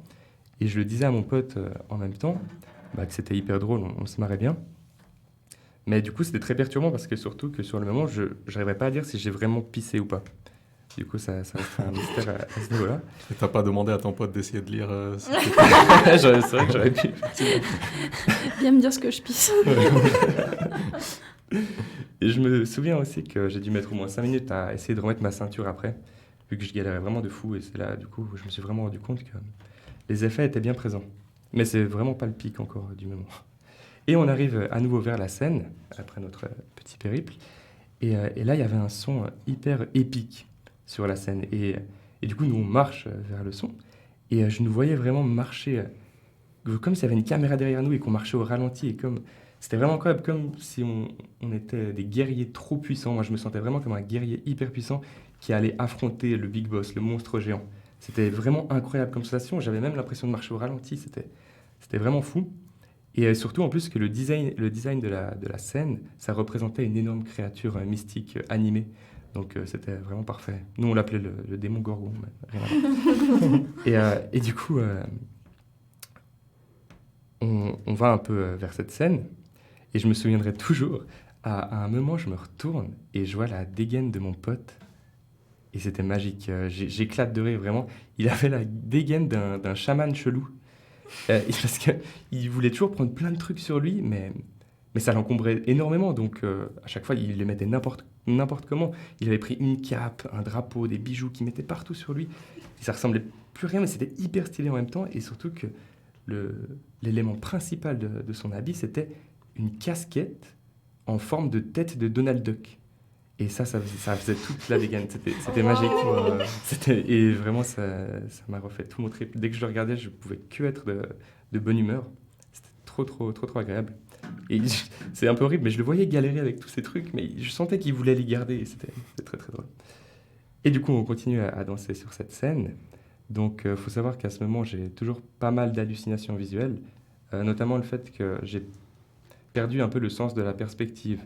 Tout a l'air soit hyper proche de moi, mais limite vraiment collé à moi quand je regarde quelque chose, soit très loin, mais il n'y a plus d'entre-deux. Et c'est assez perturbant ça des fois, parce que ça fait un peu, ça surprend en fait, et ça peut être un peu anxiogène. Mais là, c'était pas du tout encore le pic d'hallucination. Et après, sur cette scène, à un moment, toutes les couleurs deviennent rouges et se mettent à clignoter.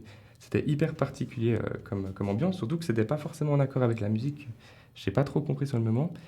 Mais justement, sur ce moment-là, j'avais vraiment l'impression qu'une alarme se déclenchait, mais une alarme subtile, comme s'il n'y avait que la lumière, et c'était une petite alarme.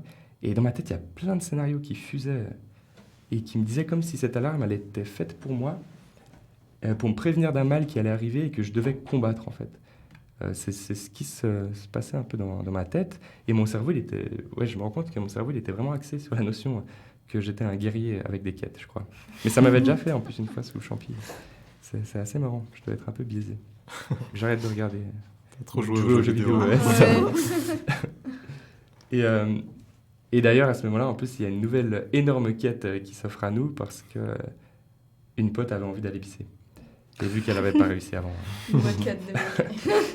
Et évidemment, comme d'hab, on se sentait une équipe hyper soudée, donc on y va tous ensemble. Mais cette fois, on décide de s'éloigner le plus possible du monde pour qu'elle puisse uriner dans la nature.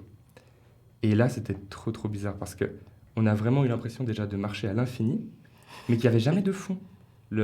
Ça avançait avec nous, en fait. Je sais pas d'exemple, mais ça avançait à l'infini.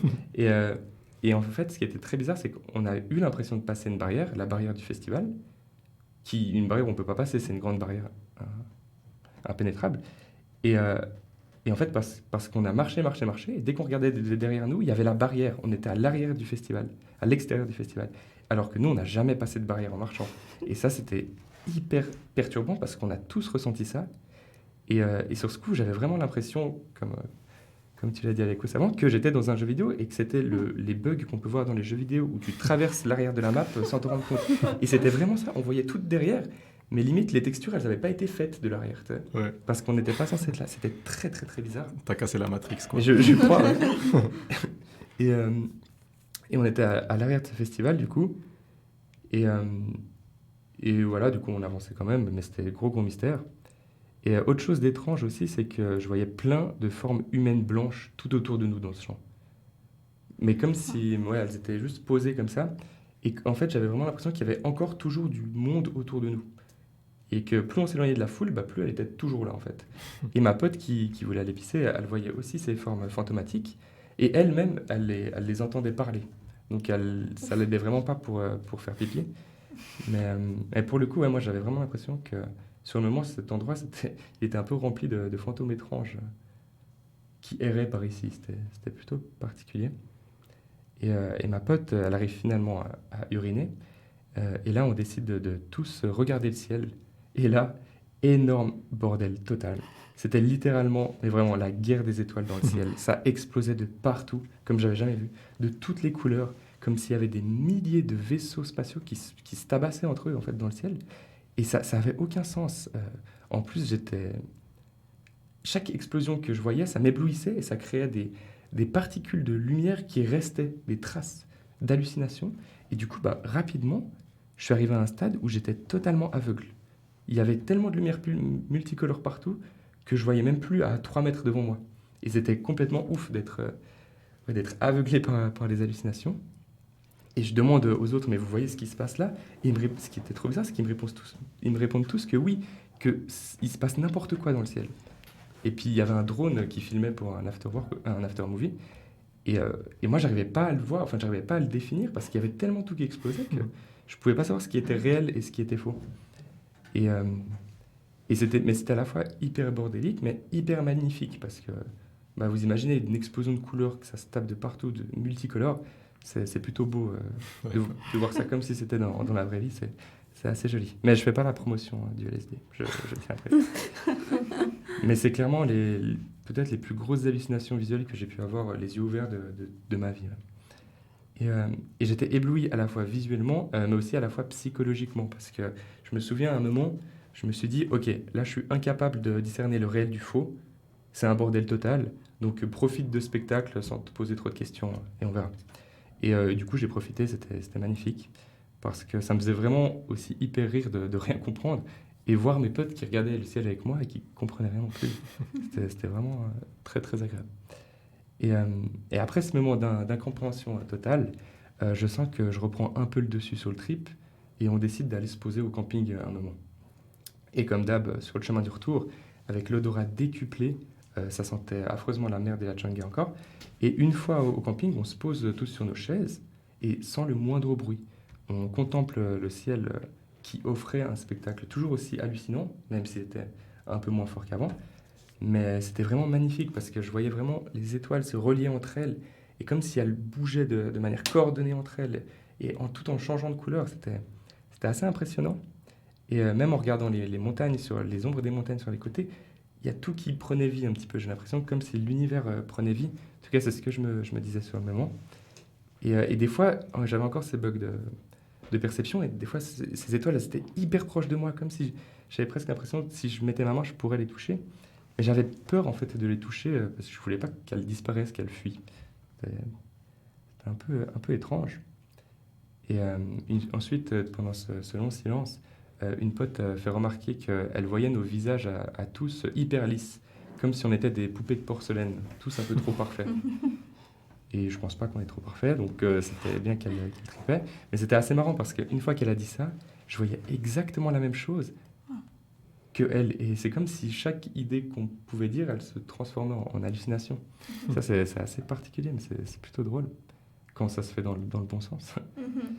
Et encore une fois, on décide de bouger parce que durant tout le trip, on était vraiment très très indécis.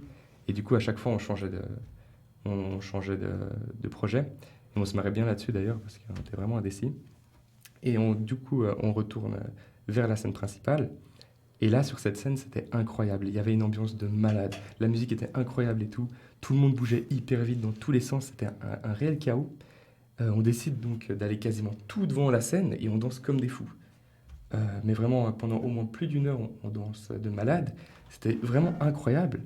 Et des fois, mon corps, il se mettait... C'était très très drôle parce que j'étais comme un fou, je kiffais trop le son et tout. Et des fois, mon corps, il se mettait sur automatique. Il dansait tout seul. Je faisais plus ou moins les mêmes mouvements. Mais moi, j'étais complètement dans mes pensées. Et il y a plusieurs idées qui venaient personnelles, qui avaient rien à voir, qui apparaissaient en moi. J'avais même à des moments comme des regrets. Je revoyais des regrets que j'avais ou des choses que je pensais pouvoir mieux faire dans ma vie. Et je réfléchissais à ça tout en dansant. C'était incroyable. Et c'était des petites phases hyper introspectives. Et du coup, je faisais plus du tout gaffe à ce qu'il y avait à l'extérieur. Et d'un coup, mon cerveau, il re-switchait. Et je reprenais possession de mon corps. Et je redansais comme un malade avec l'énorme sourire. C'était très particulier. J'avais jamais vécu ça avant. Et c'était plutôt agréable au final. Même si des fois, ça fait un petit pincement au cœur de repenser à des regrets ou des choses comme ça. Surtout sous LSD, où comme vous disiez avant, que les émotions, elles sont un peu décuplées. Mais je sais pas, j'ai quand même eu l'impression de me rendre compte de certaines choses pendant ces phases que je faisais pas forcément correctement dans ma vie et que j'essaie de modifier, rien qu'en termes d'organisation dans mes études, etc. Enfin, des trucs que tu n'as pas forcément envie de penser sous LSD, mais quand c'est sur des petites périodes comme ça, c'était plutôt agréable. Et après avoir dansé comme des fous, on part vers la scène qui est dans la forêt. On se retape toute la marche encore. Et cette fois, pendant la marche, on traverse un campement qui avait mis plein de lumières tamisées et étranges. Et j'avais trop l'impression de passer à un endroit mystique vraiment une ambiance de dessin animé de Miyazaki. C'était assez agréable de passer par là. Je me souviens même qu'on s'est arrêté un petit moment pour contempler. Et après, on arrive au niveau de la forêt. Et là, en traversant, je vois au loin plein de créatures mystiques de la forêt sur les bords, comme s'il y avait des petits lutins qui me regardaient de loin sans qu'on puisse vraiment les voir. Un peu étrange, mais on les ressentait et puis je les voyais quand même. Et je sais pas pourquoi, mais je savais qu'ils appartenaient à la nature, qu'ils faisaient partie de cette nature, qu'ils représentaient la nature. Et c'était à la fois un peu fascinant, mais c'était quand même pas très rassurant parce que c'était un regard plutôt malicieux, enfin, t'avais pas forcément envie de venir les voir. Donc je gardais mes distances, mais de loin c'était intriguant. Mais ce qui est assez marrant, c'est que des potes, les potes qui étaient avec moi, certaines m'ont dit les voir aussi, donc plutôt perturbant. Et on reste un moment posé vers la scène de la forêt donc, et je vois que les effets ils s'estompent un petit peu. On est tous bien crevés à ce moment-là, ça doit faire au moins 8 heures qu'on tripe, je pense. Là, je vous ai pas mal condensé les trucs. Et une personne du groupe décide d'aller se poser dans sa tente pour se reposer. Et nous, les 3 autres, on décide de prendre nos sacs de couchage pour aller dormir dans les hamacs de la forêt, vu qu'il y avait plein de hamacs de dispo dans cette forêt. Et du coup, on se prend un hamac chacun et on essaye de se reposer chacun tranquille. Et moi, à ce moment, je suis vraiment incapable de dormir parce que j'ai encore plein d'hallucinations. Et je vois justement les branches d'arbres au-dessus de moi. Et c'est un truc qui me fait souvent sous psychédélique. Mais les branches d'arbres qui sont au-dessus de moi, c'est comme des bras. C'est comme les bras des arbres. Je vois vraiment que c'est des bras. Et ces bras, ils se rapprochent vers moi. Et ils sont vraiment hyper protecteurs. Vraiment, je sentais que ces arbres, ils me disaient par télépathie, t'inquiète, je suis l'esprit de la forêt. Tu peux te reposer maintenant, je m'occupe de toi. Et j'aimais trop cette sensation parce que j'étais à la fois dans le cocon de mon... C'est trop bien ça. J'étais à la fois dans le cocon de mon hamac et en même temps j'avais ces bras qui disent on s'occupe de tout, t'inquiète, et c'était très très apaisant. Je me suis senti vraiment bien avec cette idée pendant une bonne heure avant de m'endormir, le sourire aux lèvres. Et voilà. Oh, Waouh. Ça peut dire un peu... Très joli. Quelle aventure! Ouais. Énorme, ça donne envie. J'espère que je lisais pas le chat pendant que je racontais le trip, j'espère que vous avez kiffé aussi. Je suis sûre que je oui. pense qu'ils ont aimé. Je pense. Ah oui. J'ai vu quelqu'un qui demandait au chroniqueur de dire si t'étais BG ou pas. Ah, j'ai envie de dire ça. Je pense que je peux répondre pour le chat. Psychosmos c'est vraiment trop BG. Ouais, c'est vraiment dommage pas moi qui que l'ai vous dit. pouvez pas le voir. Hein, parce que- Mais c'est un élan. Hein. Oui, je suis un élan. Il donc. prend trop de place par contre. Ouais. La place, là, c'est trop grand, c'est nul. Je crois qu'on t'a accompagné pendant le trip aussi. Ah oui. Ouais, les Ok. chats, ils disent... Ouais, je vois. Bah, profitez bien, les potes. Allez dans la forêt. Ah là là. Comme quoi, au final, ça s'est bien passé. Oui, ça s'est L'ambiance plutôt très bien festivale et passé. tout. Ouais. Et au final, pendant que je racontais, je réfléchissais à un truc. On parlait de la dissolution de l'ego et la mort de l'ego. Mais moi, au final, pendant ce trip, j'ai presque ressenti l'effet inverse, comme une puissance de l'ego, parce que je me rends compte qu'il y a beaucoup de choses qui se tournaient autour de moi-même des fois, et du groupe qu'on était, parce qu'on était vraiment un groupe soudé. Et du coup, c'était plutôt intéressant de voir que sous LSD, je pense qu'on peut aussi voir des fois l'effet inverse, Mhm. avec une puissance de l'ego. Wow. Peut-être que. Oh, pardon. Allez. Peut-être que tu étais trop dans le délire de jeux vidéo et tu te sentais vraiment comme le personnage principal en fait. C'est vrai, c'est grave possible, effectivement. Ouais.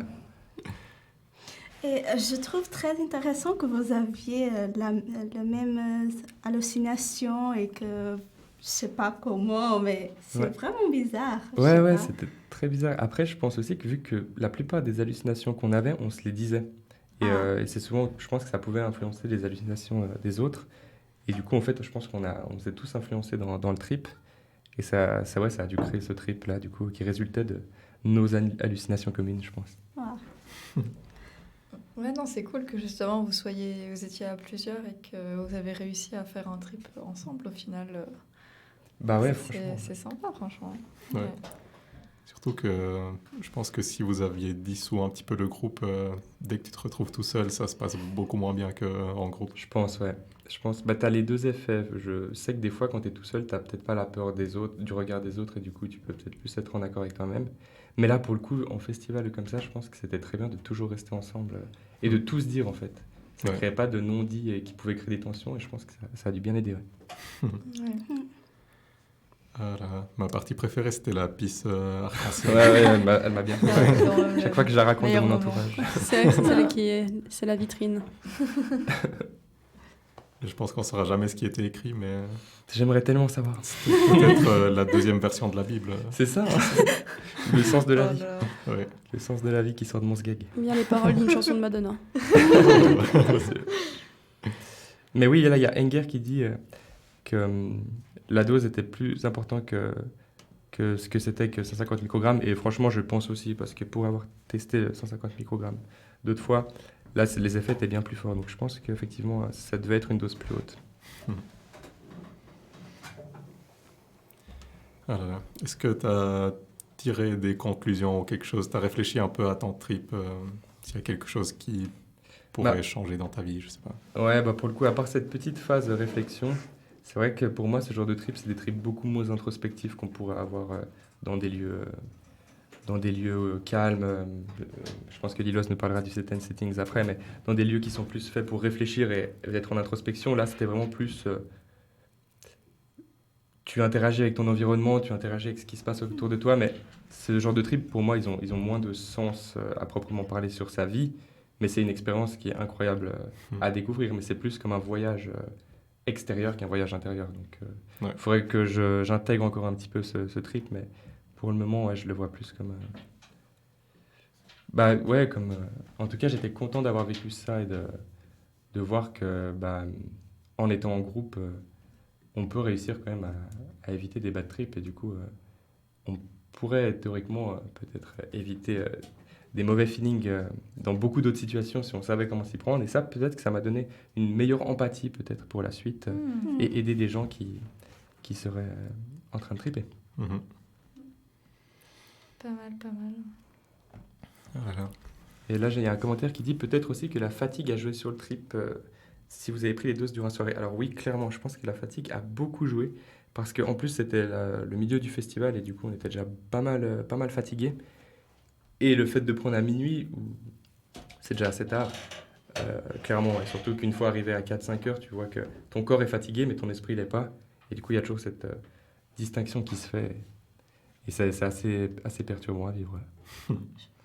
C'est surtout difficile pour dormir le soir, non? Ouais, clairement, ouais. C'est très très dur.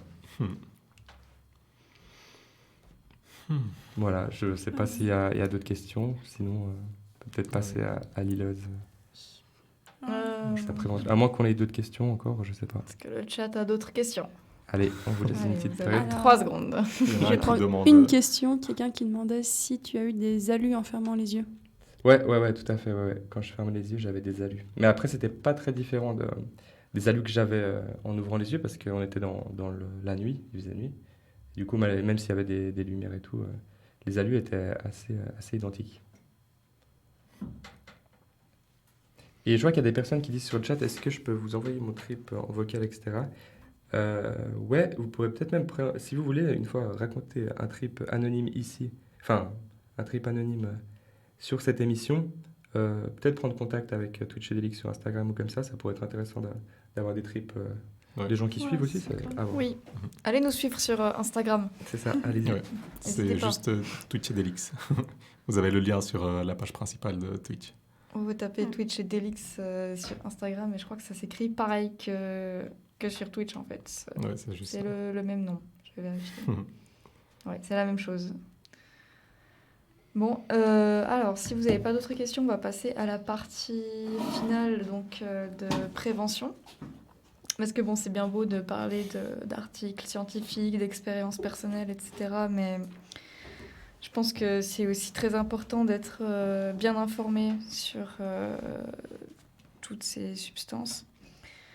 Donc, tout d'abord, donc je préfère le rappeler encore une fois, c'est la première fois qu'on le dit.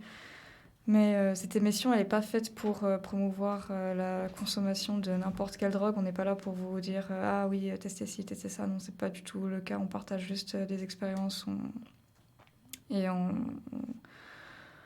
On partage, oui, des informations plus scientifiques comme on l'a fait dans la première partie et des trip reports comme on a fait tout à l'heure avec Psychosmos.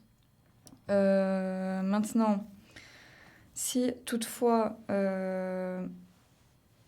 vous décidez de consommer à votre, comment dire, vos vous risques et faites à vos périls. risques et périls, exactement.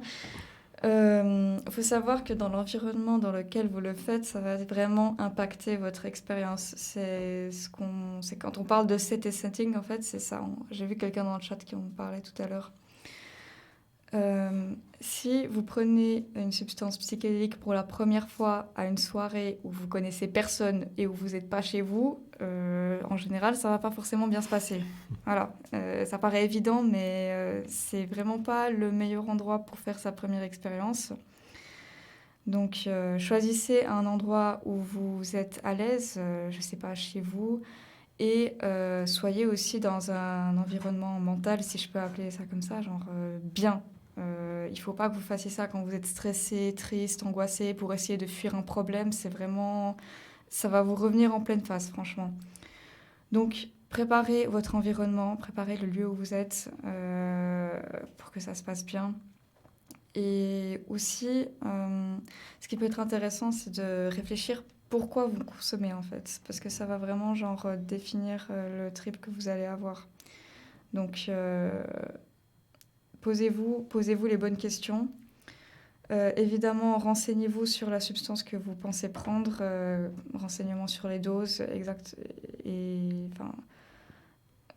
Renseignez-vous un maximum sur Internet, vous trouvez beaucoup d'informations.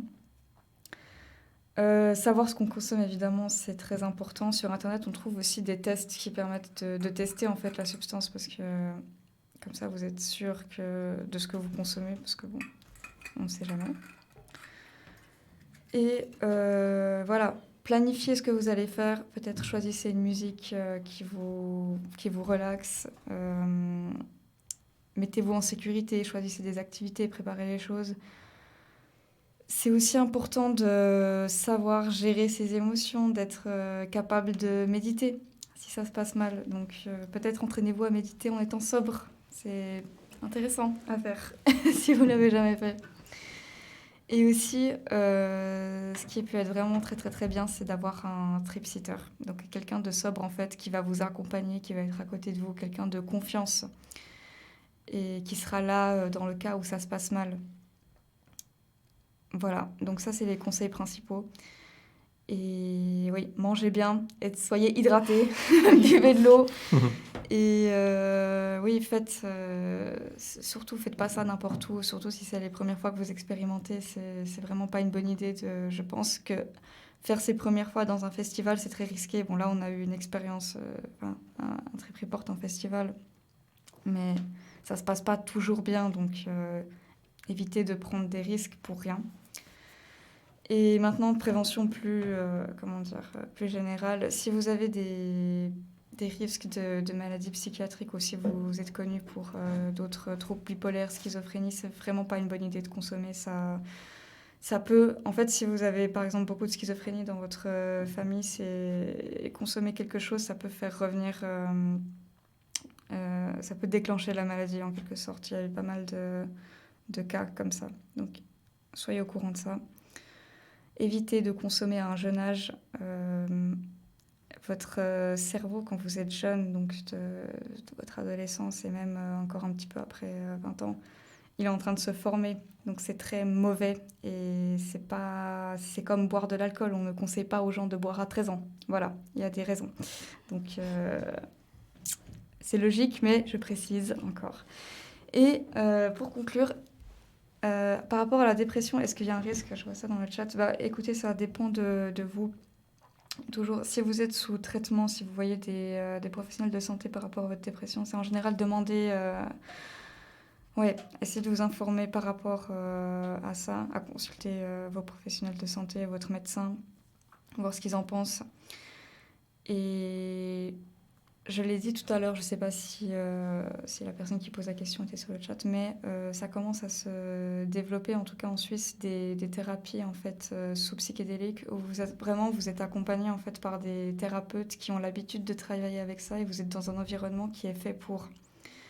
Donc ça commence à se développer et néanmoins c'est réservé pour l'instant à des patients qui sont, pour lesquels aucun autre traitement n'a fonctionné. Donc c'est vraiment pour des dépressions très sévères. Donc ça commence à se développer. Est-ce que si vous avez une dépression très sévère, c'est conseillé de consommer des psychédéliques ? Non. Voilà. Je pense pas que c'est... Comme j'ai dit, si vraiment vous avez des troubles psychiatriques, en général, c'est pas conseillé et demandez conseil à votre médecin, c'est lui qui sait. Et voilà, ne faites pas n'importe quoi. Ça reste des drogues comme n'importe quelle autre substance. Voilà. Et je pense que j'ai à peu près tout dit. Je sais pas si vous voulez rajouter quelque chose. Hein. J'ai juste vu dans le chat quelqu'un qui demandait, parce qu'il disait si on est stressé, parce que c'est quand même pas rien de prendre du LSD, est-ce que c'est normal d'appréhender un peu avant est-ce que ce stress est mauvais ? Je pense, oui, c'est normal d'être un peu stressé si on va prendre une substance comme ça. Après, peut-être que tu es stressé parce que tu t'es pas renseigné assez avant, et du coup, tu as toujours beaucoup de peur. Et sinon, idéalement, si c'était la première fois aussi, commencez toujours par une petite dose. Il n'y a pas besoin de commencer par une dose énorme. Oui, faites attention. Et avoir plein d'hallucinations et tout. Tu peux commencer par une moitié de dose normale, ressentir un petit peu les effets, après voir si tu en prends plus ou pas. Ouais. Et aussi, je vois beaucoup de gens qui disent si on mélange ci avec ça, on évite. Hein, on évite de mélanger les choses. Hein. C'est pas fou. Ouais.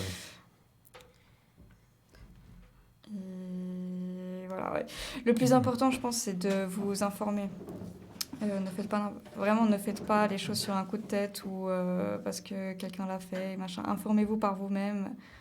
Lisez beaucoup de choses à ce sujet. Il y a un livre qui est vraiment bien. C'est...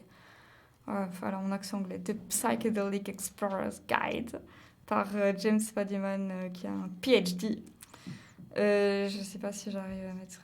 Ouais, non. Enfin bref, je vais mettre le titre dans le chat. Ça, c'est vraiment un bon livre pour apprendre les bases, en fait. Donc, si vous êtes intéressé... je vais le coller. Alors, attendez. C'est vrai que ce livre, il est vraiment cool. Moi, je l'ai lu. Et ça donne vraiment un aperçu, un peu comme ce qu'on avait discuté au début de l'émission. Le premier épisode de Voyage aux confins de l'esprit. Il explique vraiment beaucoup toutes les bases des psychédéliques, comment faire ça de manière safe, quels sont les bénéfices qui peuvent être tirés, qu'est-ce qu'on connaît par rapport à la recherche médicale, qu'est-ce qui se fait de nos jours, pourquoi ça a été interdit. Et c'est vraiment intéressant.